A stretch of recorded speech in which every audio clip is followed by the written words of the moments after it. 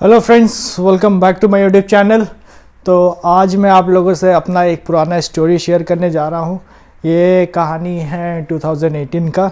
बड़ा ही ज़बरदस्त कहानी है और आप लोगों को डिटेल्स में बताता हूँ प्रूफ के साथ कि हुआ है मेरे साथ, मतलब हमारे दोस्त लोग जो हम लोग गए थे। तो बताता हूँ मैं आप लोगों को कि स्टोरी क्या है। तो ये कहानी है 2018 दिसंबर का। हालांकि ये कहानी मुझे फिर से याद इसलिए आया क्योंकि कल रात को मैं कुछ अपना पुराना पेपर्स जो है वो निकाल के साफ़ कर रहा था अपना ड्रॉयर। तो मुझे कुछ सबूत मिला, तो मैं सोचा क्यों ना आप लोग से बताऊं।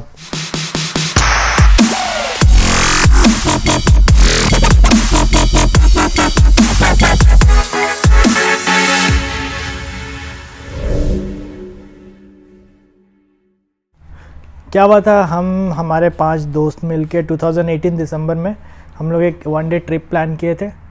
तो ये GOR जो दोस्त मेरे ऑस्ट्रेलिया के हैं और जो यहाँ आ चुके हैं उनको पता होगा, ये ग्रेट ओशन रोड के साइड का है। तो वहाँ पर हम लोग गए थे।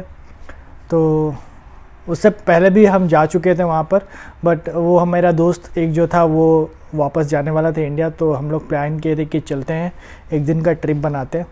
तो गाड़ी मैंने बुक किया था, गाड़ी चलाने आती है मुझे, और यहाँ पर मेरा लाइसेंस था, मतलब इंडिया का लाइसेंस था। तो like I can book A car here. तो मैंने बुक किया कार।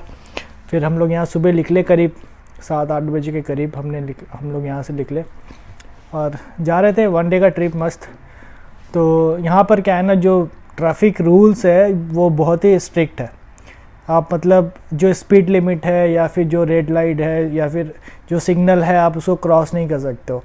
कि अगर जो स्पीड लिमिट आपका 70 है तो 70 में ही आप जा सकते हो, क्योंकि यहाँ पर कैमरास लगे हुए हैं, सेंसर्स लगे हुए हैं। यहाँ पर आपको ट्रैफिक पुलिस नहीं दिखेगा रास्ता में, जैसे इंडिया में आपको ट्रैफिक पुलिस दिखता है। इंडिया में आपको पुलिस वाले रहते हैं ना, गाड़ी के पीछे गाड़ी भागते हैं पकड़ने के लिए। तो ऐसा यहाँ हर केस में नहीं होता है। मोस्ट ऑफ द टाइम यहाँ पर सेंसर्स जो है ऑटोमेटिक सिस्टम सेटअप है, वही काम करता है। तो ऐसे हम लोग जा रहे थे, दिन का समय था, करीब 3-3:30 बजे करीब हम लोग घूम के वापस आ रहे थे। तो शायद आते वक्त मेरा दोस्त ड्राइव कर रहा था या मैं, मुझे याद नहीं है, बट हालांकि मुझे जहाँ तक लगता है वही ड्राइव कर रहा था। तो हम लोग मस्त ड्राइव करके वापस घर आए। यहाँ पर अपना गाड़ी वाड़ी दे दिए वहाँ पर जहाँ से रेंट किए थे, और उसके बाद बस अपना फिर जो कॉस्ट हुआ था सब अपने डिवाइड कर लिया, आराम से चल रहा था। फिर 2 सप्ताह बाद हमारा जो लेटर बॉक्स है उसमें एक पोस्ट आता है। तो मैं मतलब वीक में 1-2 बार जाके चेक कर लेता हूँ कि कोई कुछ पोस्ट आया है या फिर कुछ भी ऐसा लेटर वेटर है, किसी का पार्सल आया तो देख लेता हूँ। तो एक पोस्ट आया, मैंने निकाला, मैं सोचा जाके देखता हूँ, क्योंकि पोस्ट हमेशा सरप्राइजिंग होता है, राइट। आपको पता नहीं होता अंदर होता क्या है, और मतलब आपको क्यूरियोसिटी होता है कि देखें क्या है। तो वैसे मेरे नाम पे था तो मैं एक्साइटेड था कि चलो भाई पोस्ट आया है, क्या है। मैंने कुछ ऑर्डर रिसेंटली किया नहीं था, तो चल तो ऊपर लेके आया पोस्ट। रूम में बैठा आराम से अपना टेबल पे खोला तो पहला तो था विक्टोरिया पुलिस। मैं बोला अब हमने क्या केस कर दिया फर्स्ट टाइम कि विक्टोरिया पुलिस से पोस्ट आया है हमें, वो भी मुझे याद भी नहीं है। तो जैसे मैं खोला, उसमें लिखा था कि जो 2 सप्ताह पहले हम लोग ट्रिप पे गए थे, उस प्लेस में एक जगह पे हम लोग ओवर स्पीड कर गए और उसका चालान आया था। तो गाड़ी मेरे नाम पे था तो ऑब्वियसली वो मेरे नाम पे ही कटेगा, पर्ची कटेगा मेरे नाम पे। तो ठीक है, खोला तो गेस कर सकते हो कितने का चालान आया होगा। इंडिया में हालांकि चालान 1-2 बार दिया हूँ शायद बाइक पे, बट ओवर स्पीडिंग का नहीं है, वो लाइसेंस वो डॉक्यूमेंट्स वो सब नहीं था इसके वजह से। तो कितना, हार्डली 200-300 हज़ार, 3,000, ज़्यादा 5,000 अभी के रूल्स के हिसाब से 5,000। बट यहाँ पर वैसा नहीं है, यहाँ पर $322 मतलब $322 का मुझे चालान आया। तो $322 बहुत होता है भाई, करीब 17,000 अभी के अगर रेट देखोगे तो 17,000 के करीब। तो पहला सदमा तो वो।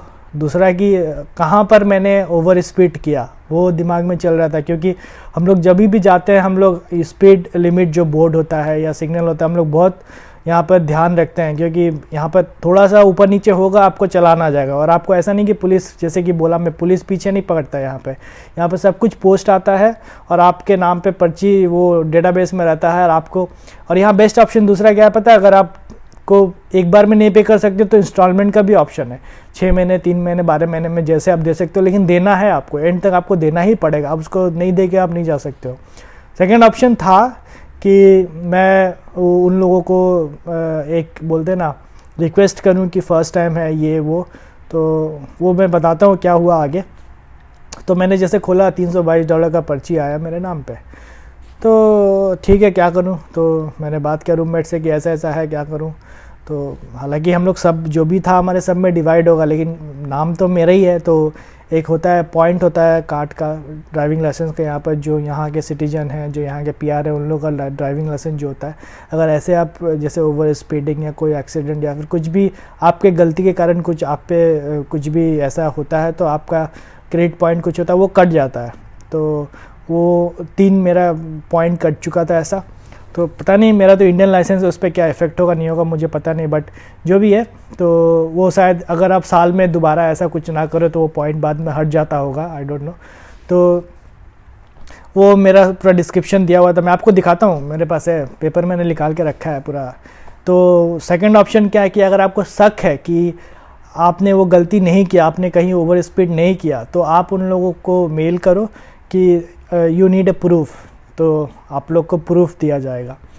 तो इंडिया में प्रूफ के नाम पे क्या है, जो देखा है वही है, नहीं भी देखा तो वो बोलेंगे कि हाँ किया है तो भाई किया है, गलती है तो है, बट यहाँ पर ऐसा नहीं, यहाँ पर आपको प्रूफ दिया जाएगा। तो मैंने भी डाला कि यार मुझे भी दो प्रूफ दो, देखता हूँ मैं कि क्या है, मेरा गाड़ी है कि किसी और का गाड़ी के, क्या है, सिस्टम में गलती हो ही सकता है ना, हम लोग तो इतना ध्यान रखते हैं। तो ठीक है, एक सप्ताह बाद फिर से एक पोस्ट आया, मैं एक्साइटेड हूँ कि चलो भाई पहला बार लाइफ में इतना लंबा पर्ची कटा है, प्रूफ भी आ रहा है, तो चलो देखता हूँ। तो देखा, उसमें गाड़ी का इमेज, पीछे से पूरा मेरा गाड़ी का फ़ोटो, और जूम करके मेरा गाड़ी का नंबर, डेट, टाइम, प्लेस सब कुछ मेंशन करके, और फिर मैंने जाके जब मैं गाड़ी का रजिस्ट्रेशन किया था, मतलब बुक किया था, उस दिन का अपना मेल देखा कि क्या बुकिंग का डिटेल्स है, तो सेम गाड़ी नंबर, तो ऑब्वियसली मेरे नाम पे उस दिन मेरे नाम पे बुक था। तो मैं बोला, मैं मान गया भाई क्या सिस्टम है, सही है, मतलब प्रूफ के साथ है, कि ऐसा नहीं कि सिस्टम में गलती है और आपको चालान काट दिया किसी और का, नहीं ऐसा नहीं। तो फिर मैं उन लोगों को एक लेटर लिखा, मैं दोस्त लोग से बात किया कि क्या करें, तो वो बोले कि एक लेटर लिखो वापस की गलती हो गया। हालांकि उस समय मेरा दोस्त का कुछ नेचर कॉल्स आ गया था, तो हमें कहीं ना कहीं देखना था जाने के लिए, इसकी वजह से शायद हम लोग ओवर स्पीड कर देंगे, ध्यान में नहीं आया होगा। तो जो मैंने लिख के भूला कि ये बात था, तो बट डिफरेंस जो था, जो लिमिटेड स्पीड है, जो स्पीड लिमिट है 1 to +-2 में इज़ ओके, बट हमारा जो था वो काफ़ी ज़्यादा था, प्लस माइनस में तो आप छोड़ ही दो, बहुत ज़्यादा था। तो आप लोगों को मैं दिखाता हूँ कि मेरा स्पीड लिमिट क्या था, और क्या मैंने स्पीड, मतलब मैं दोस्त या मैं जो भगा रहा था गाड़ी, कितना डिफरेंस था, और क्या फ़ोटो मेरा गाड़ी का उन्होंने कैप्चर करके भेजा। तो मैं आप लोगों को दिखाता हूँ अभी।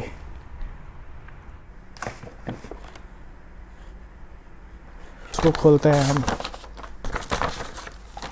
तो ऐसे पोस्ट आया था, ठीक है, ऐसे करके पोस्ट आया था। तो इनफ्रिंगमेंट नोटिस देखो लिखा हुआ है यहाँ पे। तो ऐसे खोला मैं, तो ये आप इधर देखोगे पूरा, ये गाड़ी का registration number, date of offence date, फिर ऑफेंस लोकेशन, ये सब, इन्फ्रिंगमेंट ऑफेंस, परमिटेड स्पीड क्या है। सो यहाँ पर परमिटेड स्पीड देखोगे आप 60 किलोमीटर लिखा होगा, और हम 75 में चला रहे थे गाड़ी, मतलब 15 का डिफरेंस, 15 किलोमीटर का डिफरेंस। तो तो ये आप देख रहे हो, तो अब देख रहे हो मेरा परमिटेड लिमिट जो है गाड़ी का स्पीड होना चाहिए आपका 60, और हम चला रहे थे करीब 75, और जो डिटेक्ट किया है वो डिटेक्ट किया 72, मतलब हम चला रहे थे करीब 15 का डिफरेंस में, बट मशीन जो है वो 3 किलोमीटर कम करके डिटेक्ट किया, 72 में डिटेक्ट किया। तो हमारे हिसाब से हमारा डिफरेंस 15 का था, बट मशीन के हिसाब से डिफरेंस 7 का था, मतलब 7 किलोमीटर पर आवर का डिफरेंस है जो परमिटेड लिमिट है, उसमें एक कैप्चर किया है, और $322 का चलान आया। और ये है हमारा बिल, $322 का हमें चूना लगा था, चूना नहीं लगा था, मतलब गलती तो हमारी थी, तो पे करना था। तो ये था हमारा लाइफ का इतना बड़ा फर्स्ट चालान। और उसके बाद सब डिटेल्स, तो तो अगर मैं इसको ये ड्यू टाइम है, इसका एक ड्यू टाइम है कि इस टाइम के अंदर आपको, जैसे कि आप देख रहे हो यहाँ पर डीमेरिट पॉइंट जिसको बोलते हैं, ये मेरा 3 डीमेरिट पॉइंट यहाँ पर ये कट गया था। तो यहाँ पर जैसे कि पता नहीं कितना डीमेरिट पॉइंट होता है यहाँ पर कि कटने के बाद आप गाड़ी नहीं चला सकते हो, आपके उसको फिर से कुछ ना कुछ करना पड़ता है। तो ये आप देखोगे अगर मैंने टाइम पे नहीं भरा है ये बिल तो क्या है, मेरा ये पेनल्टी है $25 का, 1200 का अराउंड पेनल्टी है, प्लस कलेक्शन भी, प्लस ये सब करके ये $322 का शायद ये ब्रेक डाउन करके बताया गया कि क्या है। ठीक है, ये तो हो गया मेरा ये। ठीक है, अब मैंने उसको लेटर लिखा कि भाई मुझे प्रूफ दो कि मेरे ही गाड़ी था, मैं फिर किसी और का क्यों भरूँ अगर मैं नहीं हूँ तो, क्योंकि हम लोग तो बहुत ध्यान से चला रहे थे गाड़ी। ठीक है, क्योंकि ऐसे ही डर लगता है। तो अब आते हैं हमारा प्रूफ में। तो जब उसने फिर वापस प्रूफ भेजा तो ये देख लो हमारा गाड़ी, ये हमारा गाड़ी, तो जो रास्ते में कैमरा लगा होता राइट, तो इसने वो कैप्चर किया हमारा गाड़ी का इमेज, चलते इतना 75 की स्पीड में चल रहा हूँ मैं, फिर भी कैप्चर किया। समझ रहे हो मतलब कितना अच्छा कैमरा क्वालिटी है, नीट एंड क्लीन के साथ, ऊपर से प्लस जूम करके हमारा गाड़ी का नंबर भी है देखो यहाँ पे। तो इस डेट को हमने गाड़ी फिर जाके चेक किया तो ये गाड़ी हमारे नाम पे था और यहाँ पे पूरा डिस्क्राइब किया है क्या था। तो मैं आप लोगों से पढ़ता हूँ। ग्रेट ओशन रोड में 180 किलोमीटर पोस्ट बेस मतलब दूरी पे vehicle detected travelling away from the road safety camera 60 kilometre speed limit on this date at 3:58.44 p.m. Vehicle speed was 75 km per hour at the time and place. So operator ID जो भी है, camera number, ये सब details दिया हुआ है। तो ये हमें भेजा गया और इसको देखने के बाद तो दोबारा हम क्वेश्चन कर ही नहीं सकते क्योंकि गाड़ी मेरे नाम पे है, सब कुछ डिटेल्स मेरे नाम पे है।